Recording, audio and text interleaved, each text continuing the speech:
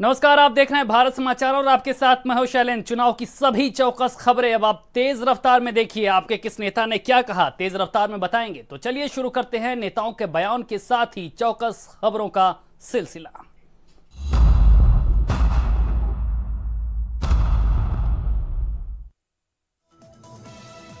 BJP ने वरुण गांधी और मां मेनका गांधी के टिकट बदल दिए हैं। आपको बता दें, दोनों मां बेटों के लोकसभा क्षेत्रों की सीटें बदल दी गई हैं। साथ ही बीजेपी ने 8 सांसदों के टिकट भी काटे हैं।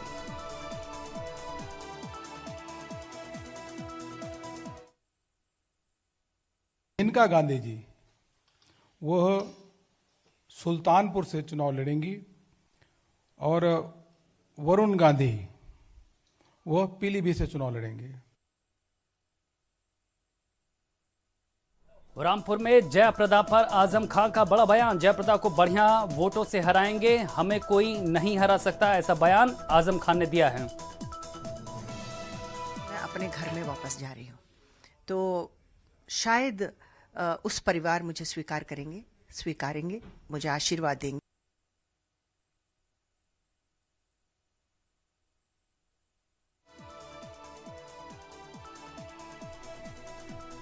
सपा की पूर्व सांसद जयप्रदा ने बीजेपी ज्वाइन करते ही पीएम मोदी की तारीफ के कसीदे पढ़े। पीएम की तारीफ में जयप्रदा ने कहा कि वो बहादुर नेता और पीएम मोदी के हाथों में देश सुरक्षित है। जयप्रदा जी ने भी ज्वाइन किया है, वो भी वही प्रोफेशन में है। उन विधायक जी से बात करेंगे। भारतीय जनता पार्टी राजनीतिक पार्टी है, उसने किसी को लड़ा नहीं था। राहुल गांधी ने बीजेपी पर हमला करते हुए कहा कि मोदी जी और कांग्रेस की विचारधारा में फर्क है। बीजेपी की विचारधारा नफरत का राज करने की है, वहीं कांग्रेस सबको साथ लेकर चलती है। दो विचारधाराओं की लड़ाई हो रही है। एक तरफ बीजेपी, आरएसएस, नरेंद्र मोदी जी, दूसरी तरफ कांग्रेस पार्टी, आप लोग, हम लोग। राहुल गांधी ने अपने भाषण में कहा कि मोदी और बीजेपी दो इंडिया बना रहे हैं, एक अमीरों का और एक गरीबों का।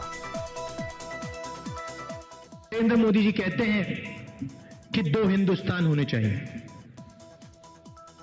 एक अमीरों का हिंदुस्तान, प्राइवेट हवाई जहाज वाला हिंदुस्तान, बड़ी चमकती हुई गाड़ी वाला हिंदुस्तान, और दूसरा किसानों का, मजदूरों का, हमारी माताओं बहनों का, छोटे दुकानदारों का, बेरोजगार युवाओं का।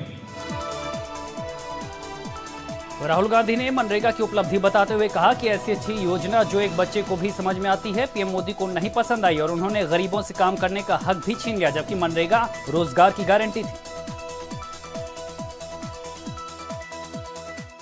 मनरेगा क्या थी? मनरेगा का क्या लक्ष्य था?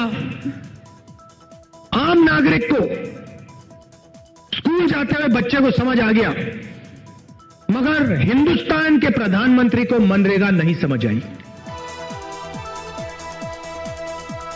राहुल गांधी ने बीजेपी के नोटबंदी के फैसले पर घेरते हुए कहा कि मोदी जी ने गरीबों, माताओं, बहनों का पैसा लेकर अमीरों के खातों में डाला है। नोटबंदी से भारत की अर्थव्यवस्था को चौपट करने का पूरा काम नोटबंदी से हुआ। मगर इन्होंने क्या किया? इन्होंने नोटबंदी कर दी और सिस्टम से पूरा का पूरा पैसा छीन लिया, निकाल लिया। जब गरीबों की जेब में पैसा नहीं बचा, छोटे दुकानदारों की जेब में पैसा नहीं बचा, उन्होंने माल खरीदना बंद कर दिया।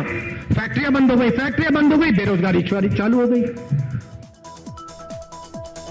राहुल गांधी ने पीएम मोदी के 100 दिन में काला धन लाने और 15 लाख हर भारतीय के खाते में भेजने के जुमले पर बीजेपी सरकार को जमकर निशाने पर लिया और कहा, मोदी सिर्फ रैली करते हैं और जनता से झूठ बोलते हैं। इन पर भाषण देते हैं, झूठे वायदे करते हैं, 15 लाख रुपए बैंक अकाउंट में डाल दूंगा, किसानों को कर्जा माफ कर दूंगा, सही दाम दिला दूंगा, 2 करोड़ युवाओं को मैं रोजगार दे दूंगा। बस भैया एक काम करना, प्रधानमंत्री बना देना, मुझे प्रधानमंत्री बना दो, मैं चौकीदार बन जाऊंगा और फिर देखना मजा।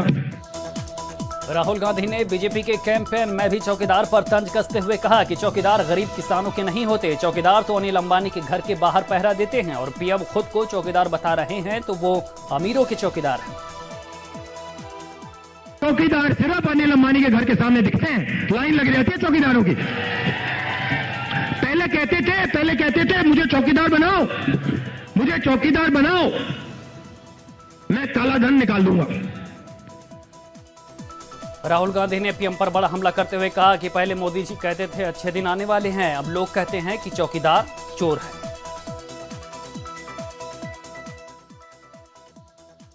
हुआ करता था मोदी जी के बारे में, मोदी जी आते थे कहते थे अच्छे दिन, जनता कहती थी आएंगे।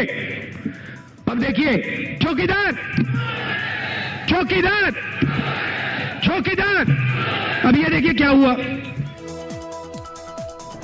लखनऊ में सपा सुप्रीमो अखिलेश यादव ने बीजेपी सरकार पर हमला बोला। बीजेपी जन समर्थन नहीं जुटा पा रही, बीजेपी लोगों को पढ़ाई और रोजगार से वंचित करने की साजिश कर रही है।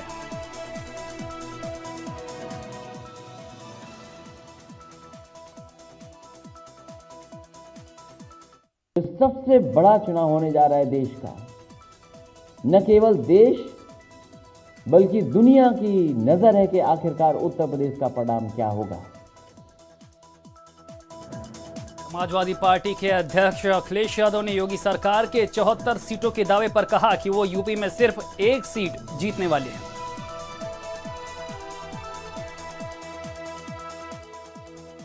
तो 74 की बातें करते थे, अब उन्हें सोचना पड़ेगा कि उनका खाता कहां खुलेगा।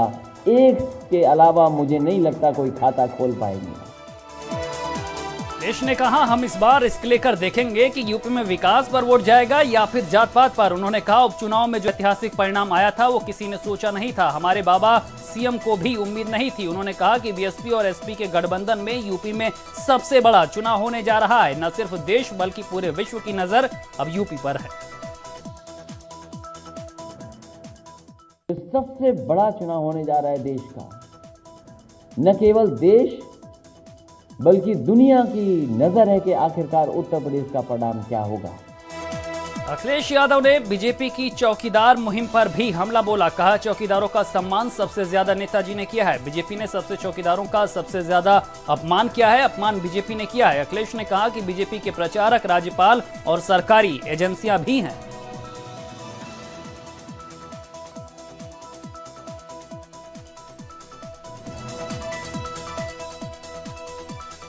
गठबंधन में नए साथियों को शामिल करने के बाद अखिलेश यादव ने यूपी सरकार के मंत्री ओम प्रकाश राजभर की तारीफ करते हुए कहा कि बीजेपी में एक ही मंत्री है जो सच बोलता है।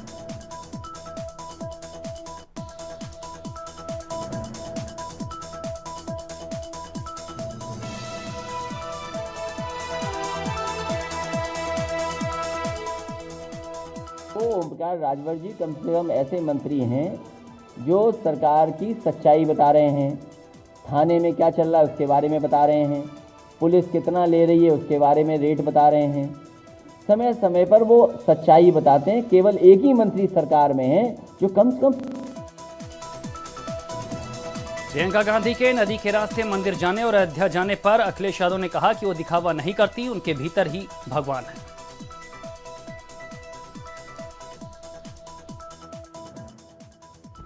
हमें दिखाना नहीं है कि हम किन किन भगवानों को दिल में रखते हैं, हम सब भगवानों को दिल में रखते हैं।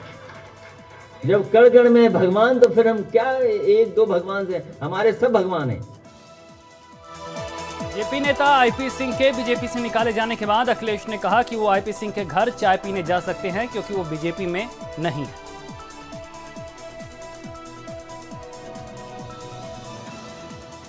अब वो भारतीय जनता पार्टी में नहीं है, अब वो भारतीय जनता पार्टी में नहीं है, हमें मौका मिलेगा तो उनके घर पे चाय भी पी लेंगे।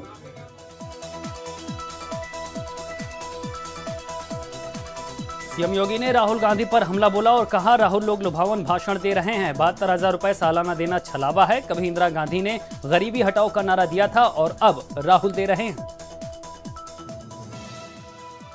कांग्रेस के नेता, कांग्रेस के स्वनामधन्य अध्यक्ष श्री राहुल गांधी का मैं भाषण सुन रहा था और उनके द्वारा जो लोग लुभावन घोषणाएं की जा रही थी, जिनके बारे में एक आम कांग्रेसी का भी ये कहना है कि कांग्रेस इस प्रकार की लोक लुभावन बातें इसलिए कर देती है क्योंकि जो कार्य पूरा होना ही नहीं उसके बारे में घोषणा करने में क्या दिक्कत आ रही। गोरखपुर में सीएम योगी आदित्यनाथ ने कहा कि जिस विकास और सुशासन की बात हो रही है उसकी नींव पीएम मोदी ने रखी है। जनता को दोबारा मोदी जी को ही पीएम बनाना चाहिए। तुलनात्मक अध्ययन होना चाहिए कि मोदी जी का 55 महीनों का कार्यकाल कांग्रेस सपा बसपा के 55 वर्षों के कार्यकाल के साथ तुलना कर दिया जाए तो मोदी जी का 55 महीनों का कार्यकाल भारी पड़ेगा।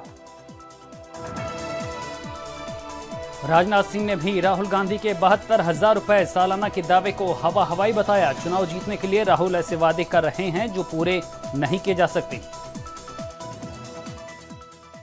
मैं कहना चाहूंगा, चाहे कार्यकर्ता हो चाहे भारत की जनता, सीना ठोक कर कह सकती 55-60 वर्षों तक जिस कांग्रेस की हुकूमत इस हिंदुस्तान में रही है, बहनों भाइयों, शायद ही कांग्रेस की कोई सरकार रही हो जिस सरकार के ऊपर भ्रष्टाचार के गंभीर आरोप न लगे।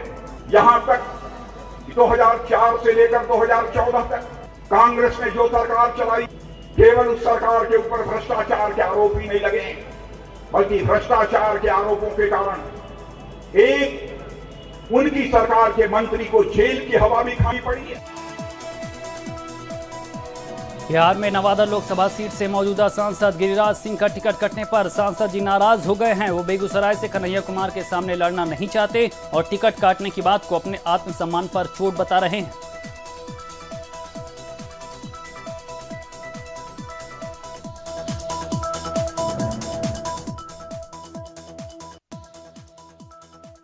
बिना मुझसे बात किए हुए, बिना मुझे कॉन्फिडेंस में लिए हुए अगर ये निर्णय प्रदेश अध्यक्ष ने लिया, यही मुझे सबसे बड़ा दुख और तकलीफ दे रहा है। बीजेपी नेतृत्व जिन्होंने मेरा आहत किया है, मेरे अंदर की भावना को, वो मुझे जब तक संतुष्ट नहीं करते, मैं स्वाभिमान के साथ समझौता नहीं कर सकता। बेगूसराय सीट से गिरिराज सिंह के चुनाव लड़ने से मना करने पर कन्हैया कुमार ने कहा कि बीजेपी को फायर ब्रांड नेताजी चुनाव हारने के डर से बहानेबाजी कर रहे हैं। काम क्या होता और नफरत न फैलाई होती तो चुनाव लड़ने से डर नहीं लगता।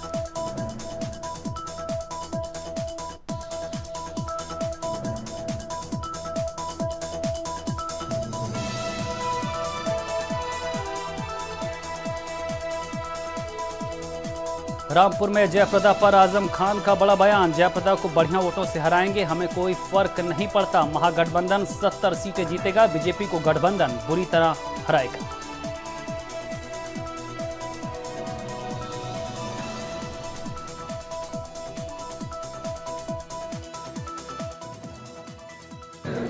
जयप्रदा जी ने भी ज्वाइन किया है, वो भी वही प्रोफेशन में है।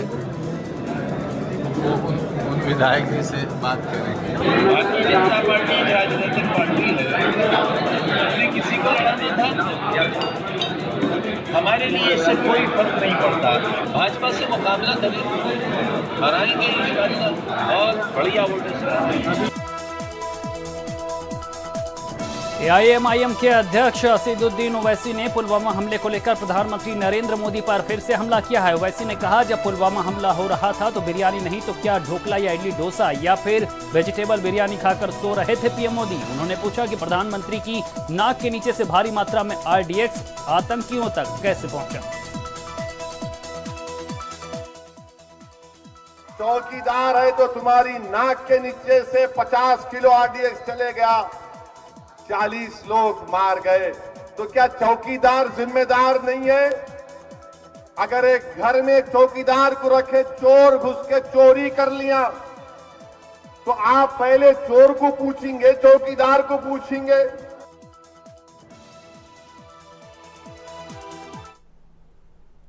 तो चुनाव की चौकस खबरों में फिलहाल इतना ही। ब्रेक के उस पार आपको दिखाते हैं 9 बजे 90 की रफ्तार।